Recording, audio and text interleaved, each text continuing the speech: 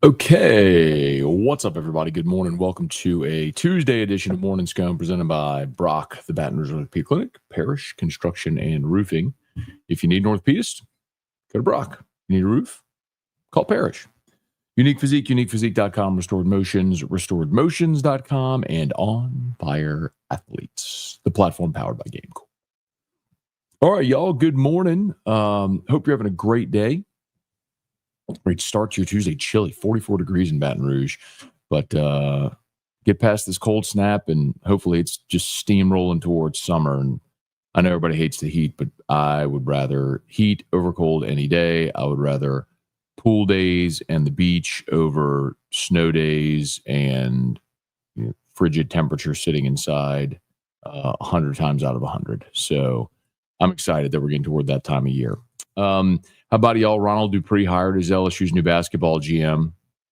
Found that out Sunday, was working to confirm, and I got scooped by Shams. I'm kind of teetering, y'all, on the verge of, like I've told you this before, I've never been breaking news guy. Never done that before. But with LouisianaSports.net, it's one of those things where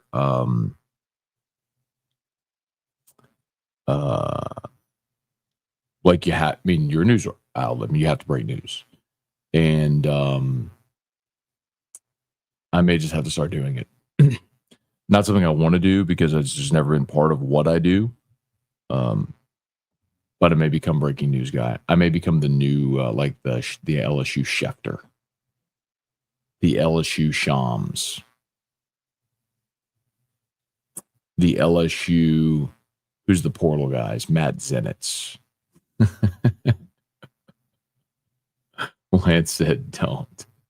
What should we do, man? I mean, I'm running a news site. We got to break news. I mean, when I have stories, we have to report the stories I have. Like I had the Ronald Dupree thing on Sunday.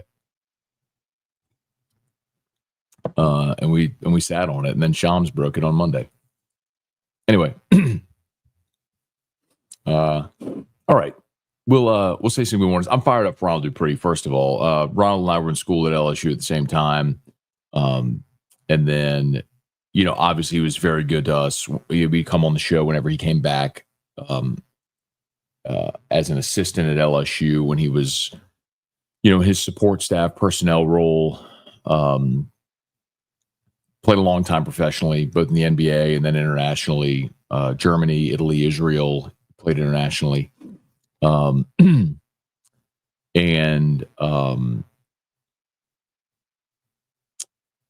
the fact, and he was for the Milwaukee Bucks, he was like their director of international scouting. So, I mean, talking about a guy that's worked in the NBA scouting, both home and abroad, clearly understands the inner workings of a professional organization. That's what college programs are now, and have been. We'll just stop pretending that it's amateurism.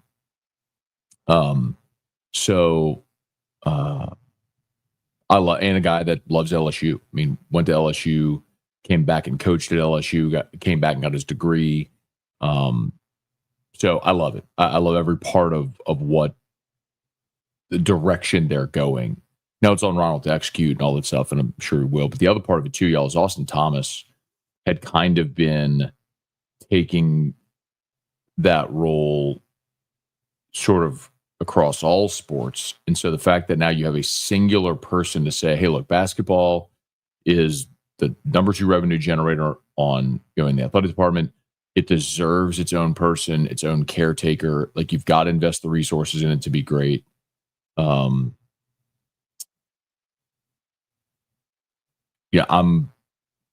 glad to see that. Very glad to see it. Florida wins the national championship. Incredible. They led for like 1 minute and 4 seconds of the game, if y'all watched it. Houston was basically leading by double digits the whole way, and they just gagged it away late. I guess you credit Florida, but for every action, there's a reaction. But man, Houston is going to have nightmares about that forever. I mean, they led by double digits the whole game, and turned it over in the last 4 possessions. Did make a field goal in the final 2.5 minutes. You have a possession with 19 seconds left. You don't even get a shot off. I mean, I can't even understand, like, you take the shot and you miss it.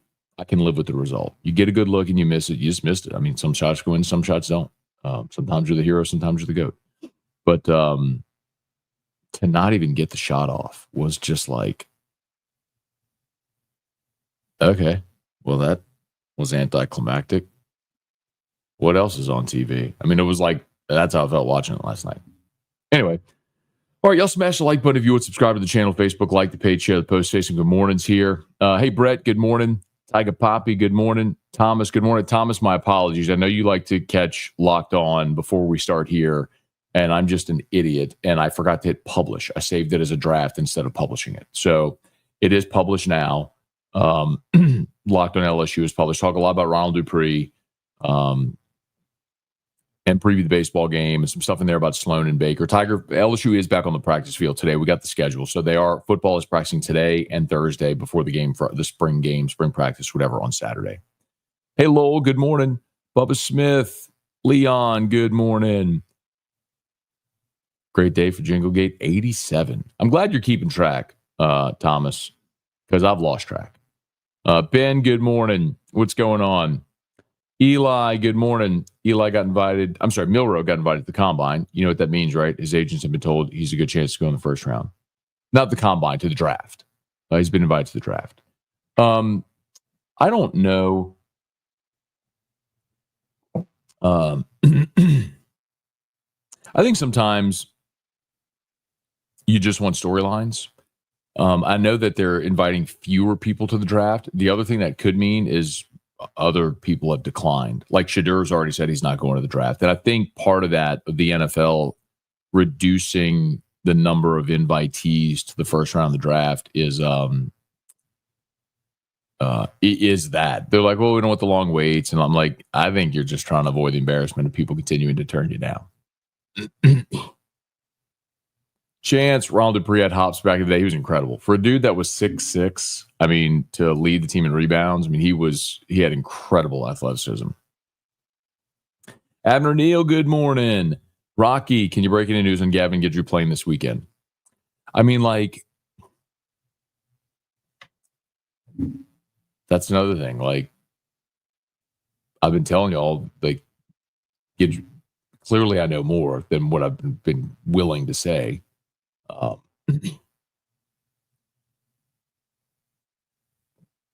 don't know if he's playing this weekend. I would tell you that. I don't know if he's playing this weekend. Hope he does. Patrick Gamogan. How about Golden leading an SEC team to a national title his third year? LSU's 14-40 in SEC play over the same time span. No doubt.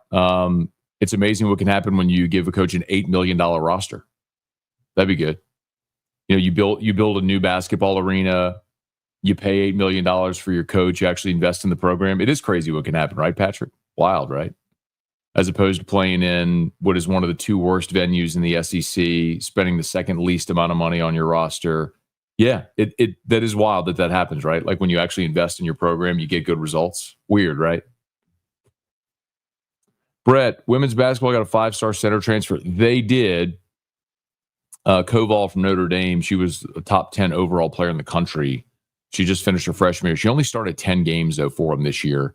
So you had a 5-star come in and a 5-star go out because Aaliyah Del Rosario announced she entered the portal yesterday. So a 5-star center out, 5-star center in. I mean, it just continues to underscore the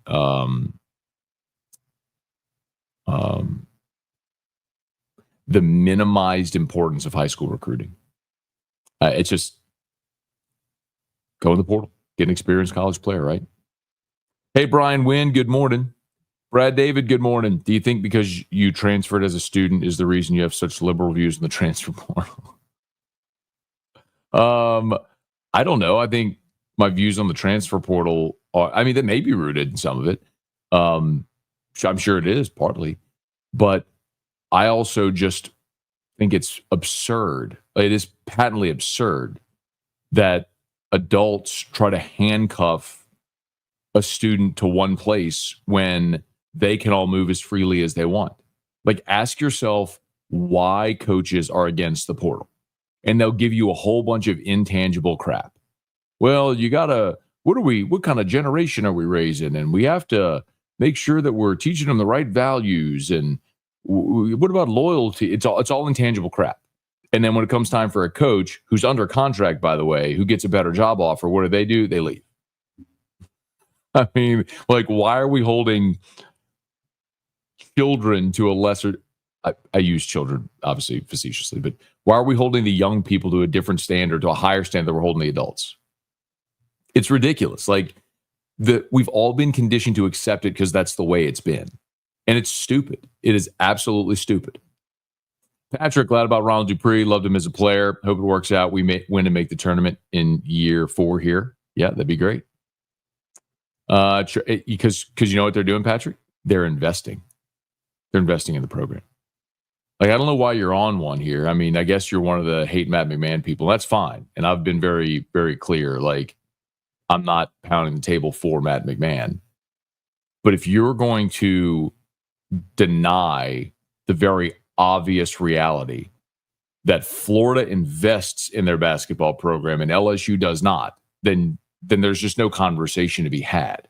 Like, you can get pissed and mad all you want, man, but like, that is just an undeniable truth. And if you're not willing to acknowledge that 2 + 2 is 4, you're sitting there yelling 2 + 2 is 5, then there's no conversation to be had. Hey, Charlie, good morning. Lance lost good earned money on Houston.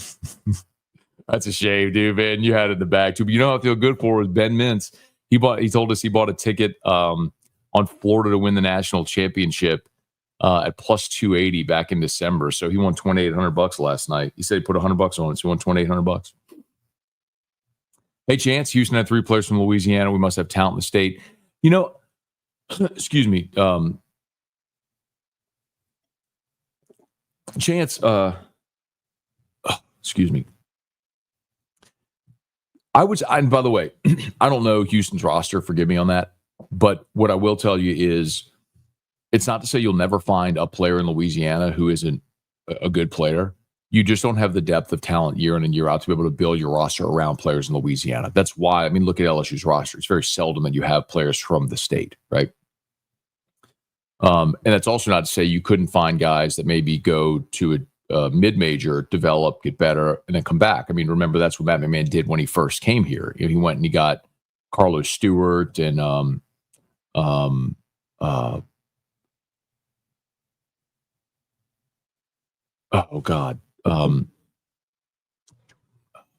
Jordan Wright. God, why did that name just evade me?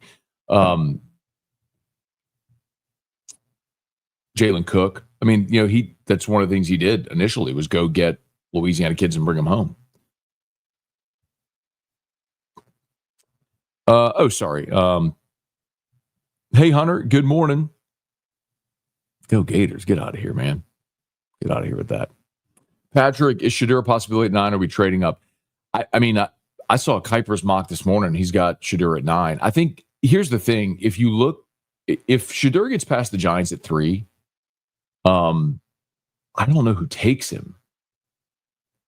The Raiders could at 6, although they just signed Geno to a $75 million extension. But I guess that doesn't preclude them from taking a quarterback, especially with what happened with Cousins last year. The Jets at 7. I mean, they got Fields, but that certainly doesn't feel like a long-term option. And then, then the Saints at 9. I mean, could someone jump ahead of them like the Chiefs did back in 2017 to take Mahomes? Maybe.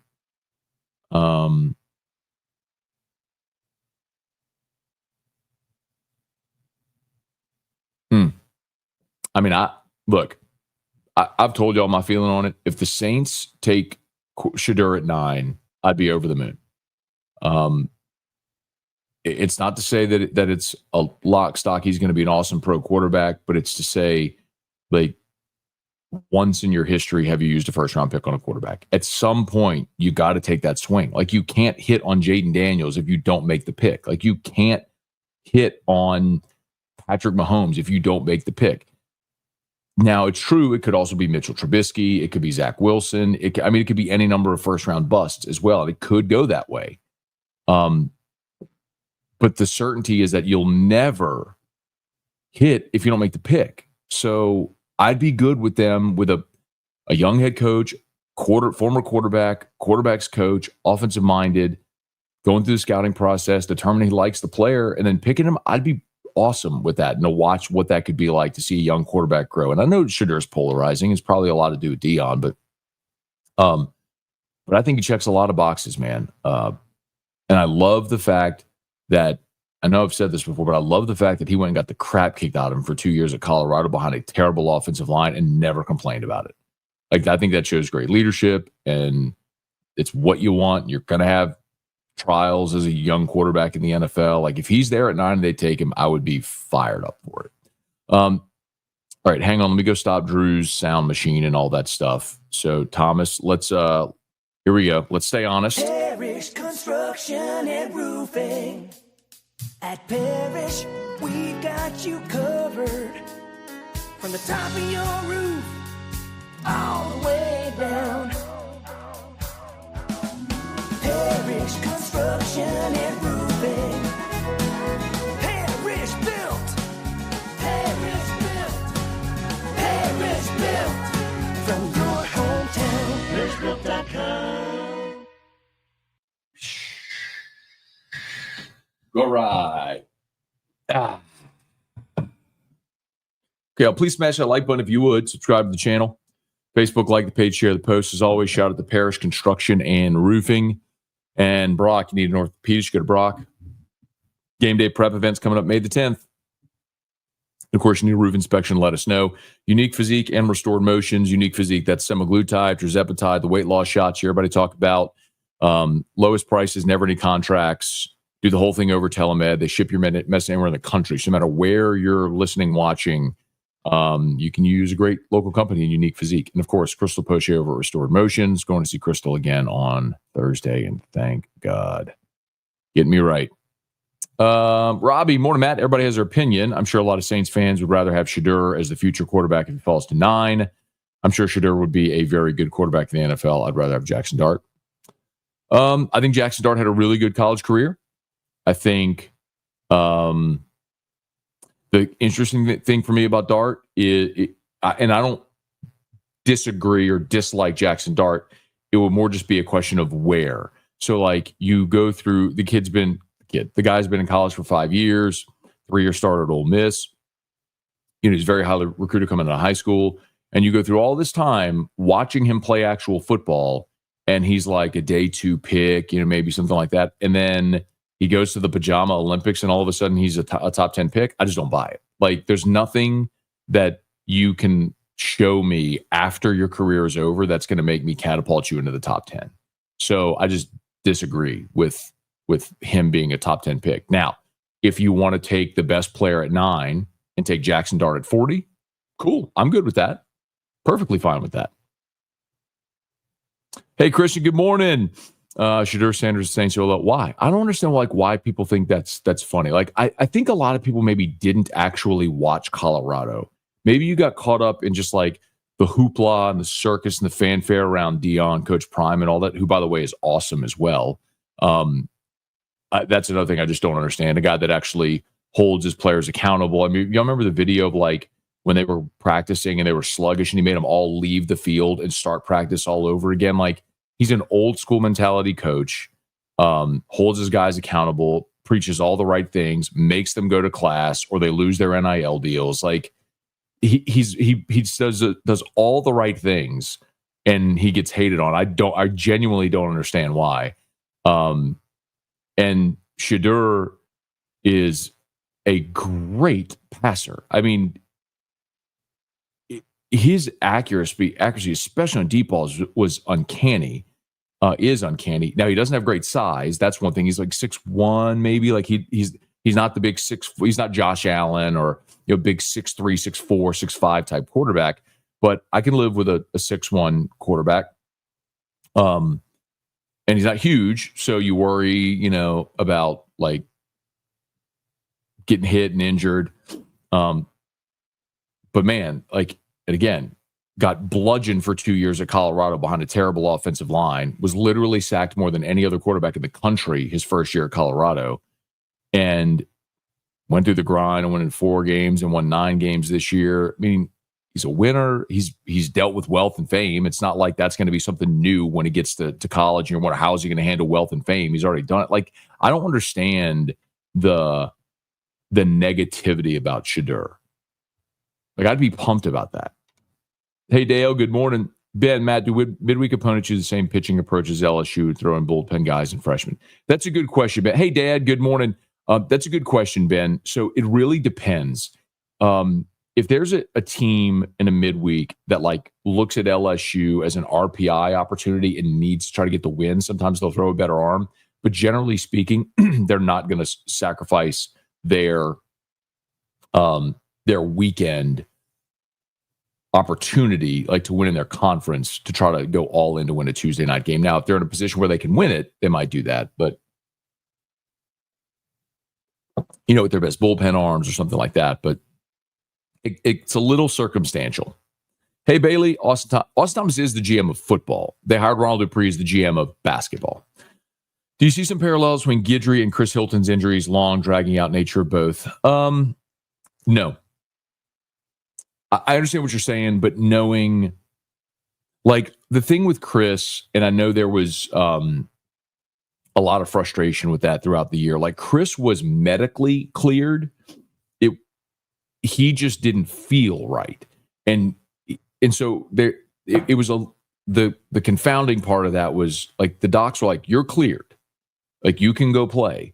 But he was consistently saying, like, I don't feel right. And until he felt fully right, ready to go, like, open it up, he didn't go out there. And so, and I don't blame him for that. I mean, I don't think but that's why it lingered. And that's why there was a lot of confusion around it. It was like, man, like, but you saw, I mean, my goodness, how good was he when he was right? I mean, it validated Chris Hilton, the way he played in the last month, validated all the conversation about him pre-season and throughout the early season, because he's fantastic. I mean, he's got game-breaking speed. He's really developed into the system. He's awesome. I mean, he's a great deep threat receiver in college football, who I think has a pro career ahead of him.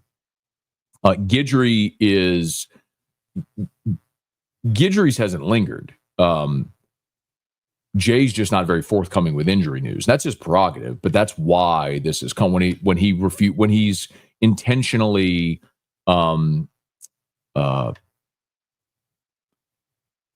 of closed off about injury news. Then that's when all the speculation starts. The difference is with Hilton, he just wasn't ready to play. Glenn, good morning. Mel Kiper's latest mock draft had Sanders going to the Saints at 9th. Who do you take if Will Campbell and Sanders are there at 9? Sanders.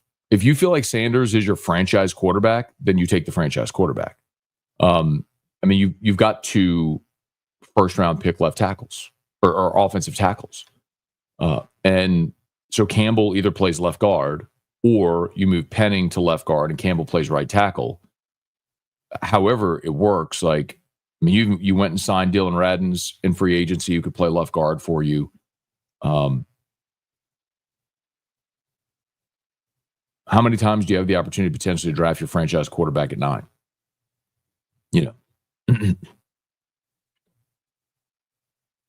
Hey, Leon, what arena is better or worse than the PMAC? Coleman Coliseum at Alabama. And they just approved a $56 million renovation of Coleman Coliseum in Tuscaloosa. But LSU is about to build a brand new arena. So, I mean, that's been all the talk. And I do think they're heading that way to where LSU is going to announce soon that the plans for a new arena, which would be awesome when it happens. And long overdue. Leon, I love the portal. Regular students can transfer no problem. That's kind of my point. Like, why are we holding student athletes to a different standard than any other student on campus that wants to transfer every semester, every year, every whatever? Hey, Brant, and the reason is because fans don't want players to leave because it hurts their team.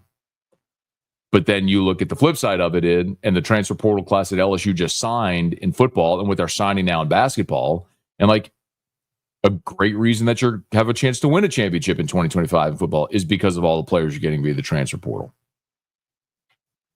Melody, good morning, Matt. Excited to ride the wave with baseball team right now. Go this way. I love it. Yeah, I mean, baseball's back on the diamond tonight against Nichols, and I am just going to be so interested to see which maybe 2 or 3 arms can develop out of the bullpen. You do that, And man, LSU is going to be a really tough out. Hey, David, good morning. Trivia, good morning. Robbie, last night I watched the 30 for 30 show on ESPN about the Jets sack exchange from the 80s. I feel like Gastineau should have the NFL record with most sacks in a season, except that he shouldn't because he lost the record to Michael Strahan. And I don't really care about the controversy around it. Bailey, you changed my stance on the portal. There's no logical reason against it when coaches leave mid-contract. It's Bailey. And thank you for saying that. And for being open-minded. But truthfully, if you look at the root of why people are against the portal, the only thing you ever hear are intangible arguments about loyalty and dedication and all that sort of stuff. Like, never mind the fact that people leave jobs all the time.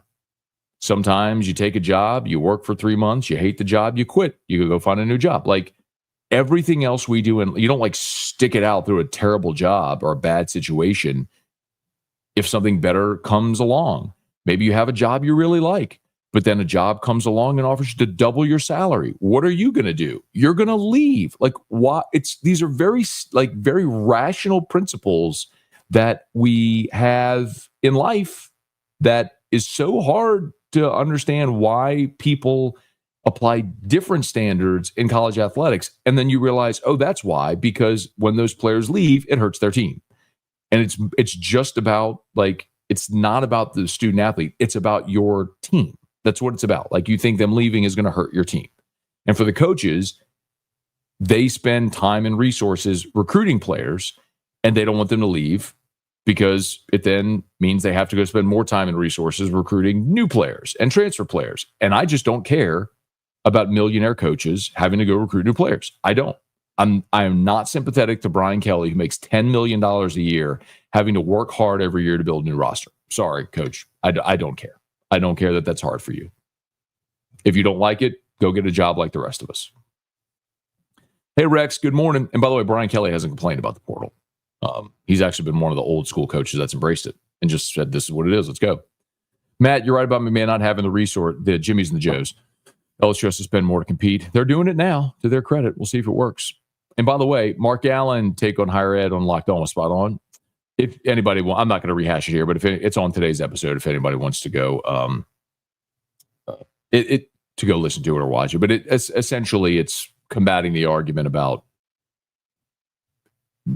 when people say, yeah, but the players get an education, like, whatever. I'm not going to rehash the whole thing.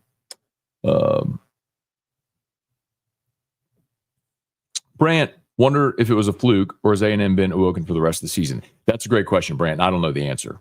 But what it shows is when they're right, they're talented enough to beat anybody. I mean, they went to Tennessee, and not only, I mean, and the crazy thing about it, Brant, is they got run ruled and no hit in game one. I mean, that is rock bottom. When you're the preseason number one and you get no hit, I mean, embarrassing. And they come back the next day and win a doubleheader and run rule Tennessee. It's like, oh, I mean, maybe that was just a one-off. They got up off the bat and played really well for a day. Or maybe that's the thing that makes them realize, oh, we can be good. But all of a sudden, sorry, Joey B. It was plus 2,800. Sorry, he bet 100 at plus 2,800. So he won $2,800. Forgive me. That Mincy's bet. So sorry, you're right. Thank you. I misspoke.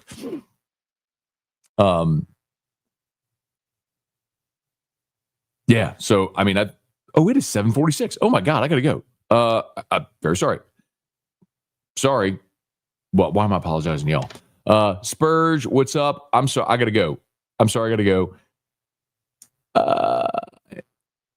Okay, my bad. I gotta go. See y'all. Have an awesome day. Sponsors, link, description, YouTube, Facebook, all that stuff. Scrolling at the bottom. And Locked on LSU is live. Please go listen or watch, catch up, because I forgot to publish it to set it to publish. So I set it on draft. So I just published it on audio. YouTube is live, but audio's there. And AFR3. We'll see you. Peace, y'all.